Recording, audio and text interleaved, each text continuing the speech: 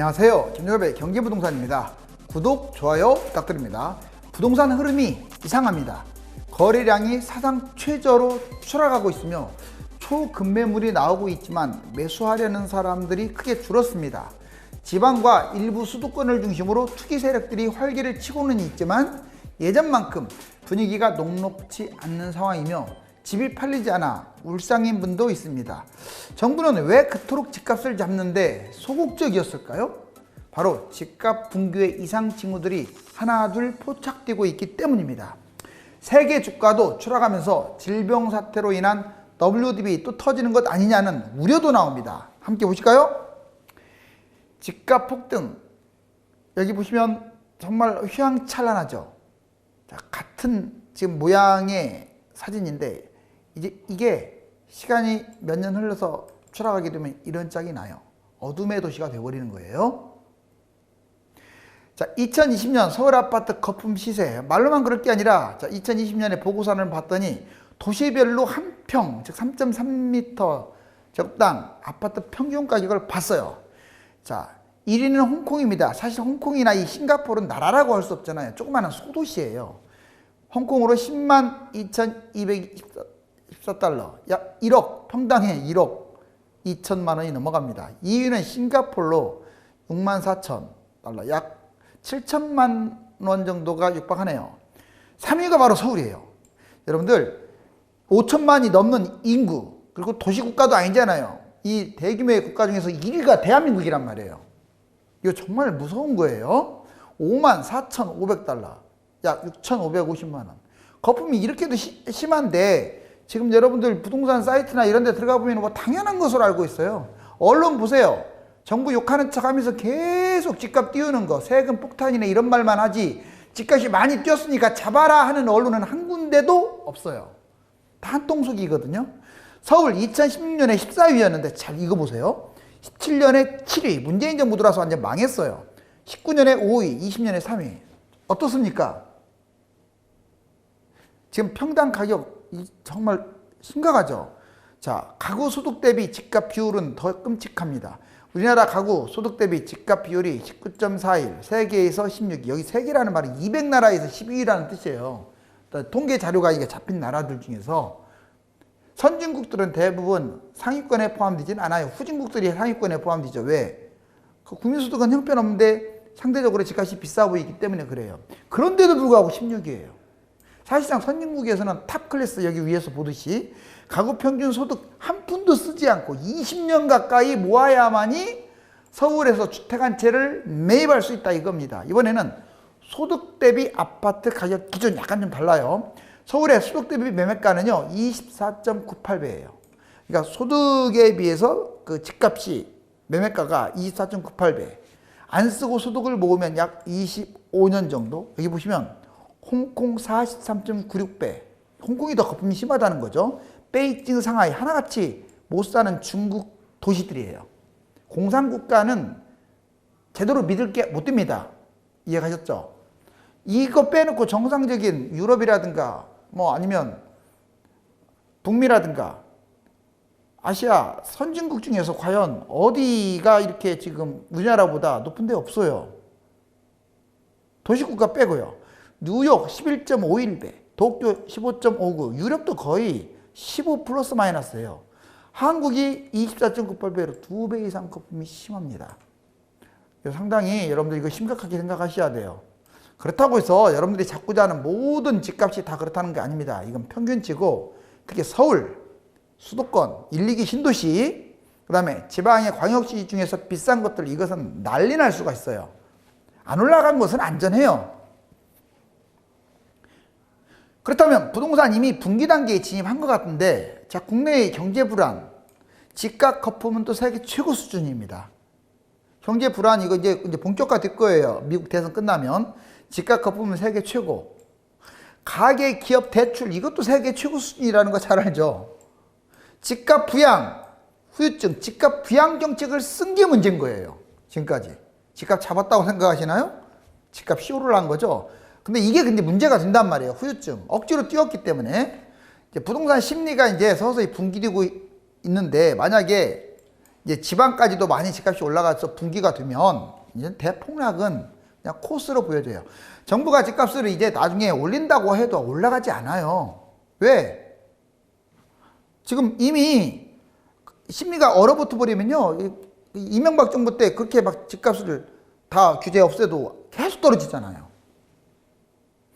여기 보시면 집값 폭락의 징조 이 6가지만 알면 여러분들이 이제 이제 집값 하락하니까 조심해야겠다는 생각을 갖게 돼요. 거래량이 축소. 이게 제일 중요한 게 이거예요. 거래량. 매수가 실종됐고요. 매물도 적체 중입니다. 지금 점점 매물도 쌓이고 있어요. 매물이 줄어들고 있지 않습니다. 쌓이고 있어요. 뉴스 한번 보세요. 그리고 매수자는 점점 하나둘 실종되고 있어요. 패닉 바잉이 줄어들고 있기 때문에. 그런데 이제 바로미터라고 할 수 있는 재건축이 하락하고 있다는 거예요. 강남 재건축, 특히 고가 아파트들, 강남 3구라든가 한강변이라든가 1, 2기 신도시라든가 이 고가 아파트들이 더 이상 이제 상승을 멈추고 지금 호가 중심으로 내려가고 있고 일부는 실거래가가 하락하고 있어요. 완만한 정책을 쓰고 있지 않아요? 지금 보면 정부가 과격한 정책을 지금 안 쓰고 있죠. 왜냐? 집값 규제에 지금 소극적이죠. 바로 또 어디가 집값이 조금 문제가 있으면 규제를 아예 그냥 해제시켜버린다든가 신속하게 완화한다든가 지금 완만한 정책을 써. 집값이 지금 전시 상황인데 이건 이유가 있어요. 지금 이상하다는 거예요. 분위기가. 부동산이 분기되게 되면 이거 가계 대출 우리나라 사상 세계 최고인데 가계발 금융 대란이 터질 수 있고 그러면 저희 금융회사들 은행권들은 박살납니다. 은행권들은 이걸 누구보다도 잘 알기 때문에 이러지도 저러지도 못하고 자 지금 안절부절하는 것 같아요. 6주 하락, 장기간 하락 기준 즉 6주 이상이 만약에 하락이 되면 이건 대세 하락이에요. 2, 3, 4년 폭락한다고 보시면 돼요. 자, 장기 하락 기준인데 매수 심리가 크게 추락했다는 뜻이죠. 심리가 얼어붙으니까 6주씩 떨어지죠. 자, 그래서 이거 잘 보세요. 이제 금매나 경매가 나오는데 금매물이 지금 쌓이고 있다. 지방 같은 경우는 아직 뭐 그렇게 얘기할 수 없어요. 아직 올라가고 있으니까. 근데 서울, 강남을 중심으로 금매물이 지금 쌓이고 있는 건 맞아요. 호가가 많이 내려왔기 때문에. 그리고 경매 매물도 증가하고 있다. 경매가 늘어난다는 것은 좋은 현상이 아닌 거예요. 분양이 악화되고 있습니다. 자, 아직은 분양이 최고치 맞아요. 왜? 분양 많이 안 하고 있잖아요, 현재. 그래서 경쟁률도 세고 신고가 찍고 가점도 높아지고 있지만 근데 이제 보세요. 이거 얼어붙는 건 순간입니다. 가점이라든가 경쟁률이 약화될 가능성이 이제 높아졌어요. 그리고 그러면서 서서히 미분양이라든가 이런 것들이 증가하게 되죠. 아무튼 집값 폭락 징조를 알 수 있는 이 6가지 현재 진행 중인 것도 있고 지금 서서히 다가올 것도 있습니다. 집값 띄운 투기 세력과 정책 이왕 이 시점에서 한번 짚고 넘어가자고요. 자, 과정과 결과를 다 보면 한통속이라는 게 드러나요. 누가? 대통령 그리고 부동산 담당자 투기 세력이 다 서로들 뭐 욕하고 그러는데 천만의 만만의 말씀입니다. 한통속입니다. 볼까요? 자, 대통령이 한 말들 부동산 이중성을 드러내요. 겉으로는 잡는 척 진짜는 집값 주도 성장을 한 게 100% 확실합니다. 자, 했던 말들을 제가 꺼내드릴게요. 주머니 속 집값 잡을 대책이 많다. 그런데 그 이후로 사상 최고로 많이 뛰어버렸어요. 본인이 취임할 때 한 말이에요. 집값 취임 전으로 원상복귀 시키겠다라고 말을 토해내놓고 원상복귀는커녕 그 이후로 더 뛰었어요. 2019년, 20년에 더 뛰어버렸잖아요. 어떤 일이 있어도 집값 잡는다. 또 이런 말도 했습니다. 무슨 어떤 일이 있어도 집값을 잡습니까? 어떤 일이 있어도 집값은 띄운다가 돼버렸죠. 전세값 기필코 안정시키겠다. 이번에 한 말입니다. 자, 이런 말에 녹아나지 마세요. 기필코 안정은 무슨 개뿔 안정시킵니까? 세금, 그리고 세금 떼는 게 목적이고요. 지금 보면 드러나고 있잖아요. 합법적으로 이제 세금을 떼는 거예요. 세금을 많이 해야 집값이 떨어진다라고 이제 당위성을 마련하는 거죠. 꽉 먹고 알 먹고 하는 상황이 되어버렸어요. 대통령 입장에서는. 경제성장, 집값 부양책을 쓰다 보니까 경제성장. 예전에 본인이 부양책 안 쓰겠다고 이런 말을 하더라고요. 나는 깜짝 놀랐어요. 왜? 대통령 입에서 집값 부양이란 말이 나왔잖아요. 그 말은 본인이 집값 부양책을 쓰고 있다는 것을 역설적으로 보여주고 있는 거예요. 지금 실질적으로 그런 느낌이 들잖아요. 집값 띄우면서 잡는 척 쇼를 하고 있죠. 잡는 척은 특사경, 파경, 그리고 여러 가지 막 그 서류 내게끔 하는 거. 이게 다 잡는 척 쇼하는 거예요. 왜? 무주택자들이 뿔나고 있으니까, 달래야 하니까. 그리고 담당자 경질 한 명도 없잖아요. 이렇게 집값을 띄웠다면 그 장관은 그냥 진작 아웃시켜야 하는데 오히려 박수치고 있잖아요. 자, 그 다음에 담당자들은 더 가관입니다. 부동산 전국 단위로 일부러 폭등시켰어요. 이렇게밖에 해석이 안 됩니다. 수도권 풍선 효과로 여기저기 막 띄우고. 왜? 핀셋 규제 했으니까. 지방은 지금 막 날아가고 있고, 뭐 수도권 이전이네 어쩌네 행정수도 이전이네 해가지고 뭐 충청도, 경상도, 이제 전라도까지 다 폭등. 그러면 세금 많이 거두니까. 집값주도 성장에 정말 충실하고 있네요. 임대주택 사업 활성화. 이게 폐착이라는 게 아니에요. 이거 집값 띄우려고 이미 전략이 짜진 거예요. 이제 이번에 하도 시끄러우니까 폐지시킨 거지, 아파트를. 임대주택 활성화 시켜가지고 집값 엄청나게 뛰었잖아요. 수도권과 전국 일부러 폭등 확산. 일부러 뛰었다는 말이 확실합니다. 그 다음에 집값 폭등장에만 대책을 세워요.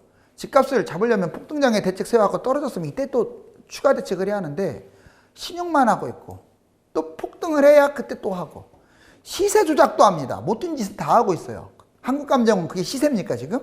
그리고 얼마 전에도 이번에도 말했잖아요. 전 정권 탓. 지금 4년차 접어든 정권이 전 정권의 부양책을 탓한다면 집값은 추락하면 부양책을 써야 돼요. 그럼 정권을 내놔야죠. 그렇지 않나요? 아, 얼마나 무능하면 4년 전에 그 정책을 탓합니까? 여기 보세요. 앞에 무슨 수를 써도 찾겠다고 해놓고 이런 행태를 보여요. 정말 좀 도덕적 또는 이런 모든 면에서 상당히 좀 문제가 있는 것 같아요. 근데 이 투기 세력들, 저는 제일 싫어하는 게 이 사람들은 아니에요. 투기 세력들 아주 미워합니다. 그런데 정부 무능을 비판하면서요, 부동산 투기, 집값 노골적 띄우기를 조장하고 있어요. 자, 기득권 세력들 다 투기 세력으로 보시면 돼요. 언론, 건설사, 기업, 여야, 정치인들 다 포함됩니다. 다주택자들, 또 일반인도 투기 세력들 많아요. 자, 무주택자들을 아예 그냥 노예 취급하더라고요. 보면 이런 인간들이 돈을 번다? 참 불로소득으로 안타깝죠? 정책 비판하면서 분양을 강조하고요. 세금을 과장해요. 뭐 세금 폭탄이라고 하면서. 왜? 그래야만이 이제 세금이 좀 줄어들면서 집값이 또 올라가니까. 무주택 매수를 자꾸 유도해요. 무주택자들을 어떡하나 해가지고. 마치 대출을 계속 무주택자한테 줘가지고 무주택자들이 자기들이 끌어올린 집값을 받아주기를 바라는 거하고 똑같은 거예요. 목표는 무주택자 매수를 유도시켜가지고 집값을 띄우는 겁니다. 이 투기 세력들은. 투기로 돈 버는 게 목표라 이 말이에요, 한마디로. 그런데 지금 담당자나 대통령은 이걸 모르는 게 아니에요. 이걸 이용하는 거예요, 이용하는 거. 같은 통속이죠, 그러니까. 자, 주가, 금, 환율처럼 부동산 폭등 나간다. 여러분들, 안 떨어진다? 이제 불안하니까 그런 심리가 있어요. 이제는 다시는 안 떨어진다. 뭐, 서울로 사람들이 몰리니까. 그러면 예전에는 무슨 그러는 거 없었습니까? 여러분들 한 20가지의 원자재를 확인해 보세요. 다 폭등나겠지. 밋밋하게 간 건 없습니다. 이 자본주의 특성상 폭등 아니면 폭락이에요. 그런데 그걸 까마득히 있기 때문에 그래요. 그냥 대표적인 거 코스피 지수 보세요. 여기 보시면 이제 우상향은 맞아요. 근데 이게 10년 전입니다. 원칙계. 10년 전에 폭락했다가 다시 올라갔다가 쭉 갔다가 이번에 질병 때 떨어졌다가 또 올라갔다가 진짜 못 갔네요. 그렇죠. 코스피는 10년 전에 비해서 진짜 못 갔죠. 근데 부동산은 이렇게 갔는데 알았어요?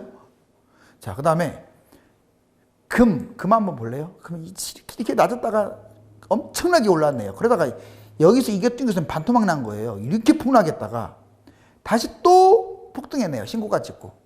그리고 지금 최근에 내려가고 있죠.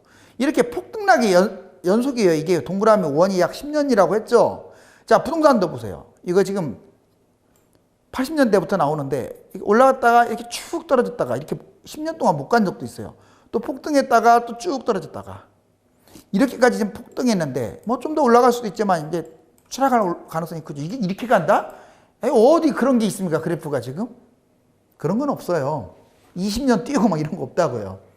자, 그리고 재밌는 것은 많이 폭등할수록 많이 폭락한다는 거. 이렇게 환율마저도 이렇게 많이 올라가니까 많이 추락하잖아요.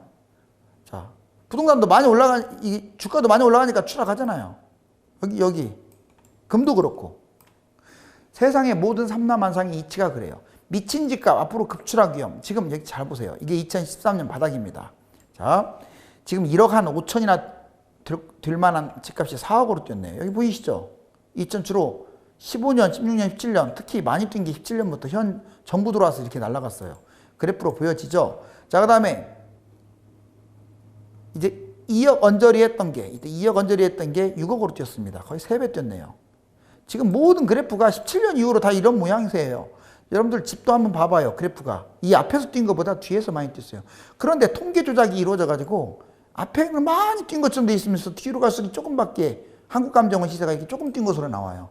아주 한심합니다. 자, 여기 보시면 이번에는 이제 여기 한 3억 정도 4억 언저리 했던 게 8억으로 지금 날아갔죠. 이렇게 3억대 했던 게 8억으로. 결론적으로 수도권 부동산 똑같이 폭등하는 그래프 이런 모양을 다 닮아갔는데 이 4억이 4억에서 8억으로 두세 배 뛰었다라는 걸 알 수 있고, 두 번째는 2017년 이후 두세 배 폭등했다. 특히 2017년 이후 현 정부 출범 이후 많이 뛰었다.